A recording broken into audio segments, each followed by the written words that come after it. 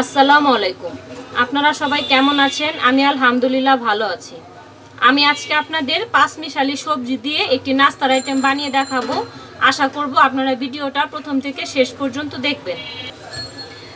আমি এখানে পুঁই শাক কেটে ধুয়ে পরিষ্কার করে এমন ছোট ছোট করে কেটে নিছি, বাঁধাকপি কুচি করে নিছি, গাজর গ্রেটার মেশিন দিয়ে গ্রেট করে নিছি, আর এখানে বেশ কিছুটা আলু এমন কুচি করে নিছি। লাগবে আমার একটা ডিম। এখানে বেশ কিছুটা শুকনা মশলা নিয়ে নিছি, হলুদের গুঁড়া, মরিচের গুঁড়া, ধনিয়ার গুঁড়া, লবণ, চাট মশলা, গরম মশলার গুঁড়া নিয়ে নিছি।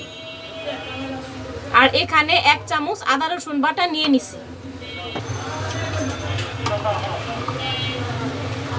এখানে বড় একটি বাটিতে সবগুলো সবজি আমি নিয়ে নিলাম, আর সেই আদা রসুন বাটাটাও আমি দিয়ে দিলাম,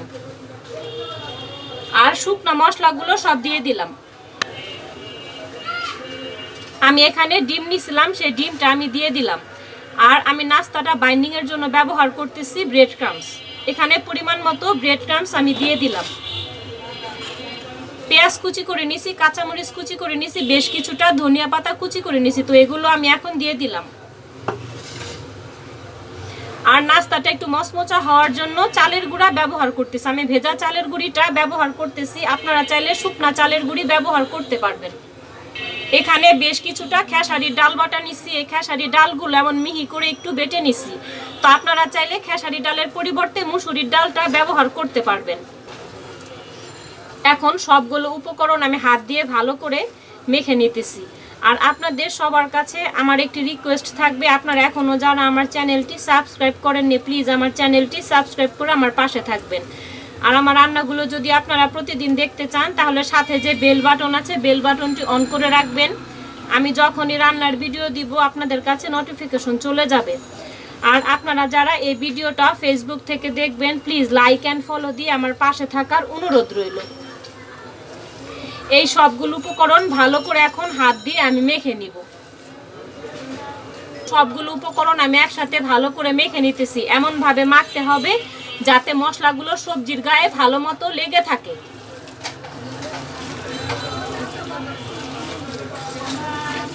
আপনারা চাইলে আপনাদের পছন্দ মতো সবজিটা ব্যবহার করতে পারবেন।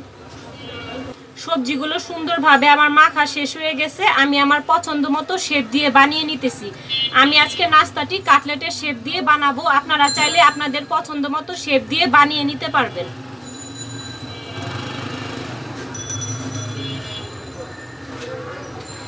এই যে দেখেন, এইভাবে করে লম্বা লম্বা করে কাটলেটের শেপ দিয়ে আমি সবগুলো বানিয়ে নিব।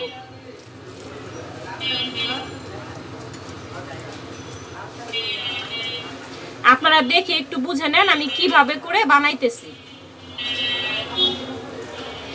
এই যে দেখেন বন্ধুরা, এইভাবে করে কাটলেটের শেপ দিয়ে আমি বানিয়ে নিব। এইভাবে করে সবগুলো নাস্তা আমি বানিয়ে নিলাম। নাস্তাটি ভাজার জন্য আমি চলে আসলাম। আর কড়াইতে পরিমাণ মতো আমি সয়াবিন তেল দিয়ে দিছি। তেলটি আমার গরম হয়ে গেলে নাস্তাগুলো আমি সব ভেজে নিব। অনেক সময় কিন্তু বাচ্চারা সবজি খেতে চায় না। তো আমার এই রেসিপিটা ফলো করে আপনারা একবার হলেও বাচ্চাদেরকে এই নাস্তাটি বানিয়ে দেখতে পারেন। ছোট থেকে বড় সবাই কিন্তু এই নাস্তাটি খুব পছন্দ করবে।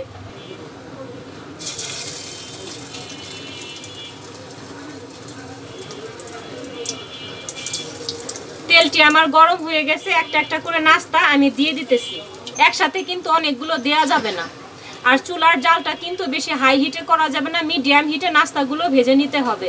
অনেক সময় কিন্তু বাচ্চারা সবজি খেতে চায় না। তো বাচ্চাদেরকে যদি এই রেসিপিটা করে দেওয়া হয়, তাহলে কিন্তু বাচ্চারা অনেক খেয়ে অনেক খুশি হয়ে যাবে। নাস্তাগুলো হালকা বাদামি কালার করে আমি ভেজে নিতেছি। এক পাশ হওয়ার পর আমি অপর পাশ ভেজে নিতেছি। এইভাবে ব্রাউন কালার করে নাস্তাগুলো আমি ভেজে নিব। আমার রেসিপিটি যদি আপনাদের কাছে একটু হলেও ভালো লাগে, প্লিজ আমার রান্নার ভিডিওর নিচে একটি লাইক দিয়ে দিবেন। আর আপনারা ভিডিওটি দেখার আগে লাইক দিয়ে দেখা শুরু করবেন। আর প্লিজ আপনারা সবাই আমাকে একটু সাপোর্ট আর সহযোগিতা করবেন। আপনাদের একটু সাপোর্ট আর সহযোগিতায় আমি অনেক দূর পর্যন্ত এগিয়ে যেতে পারবো।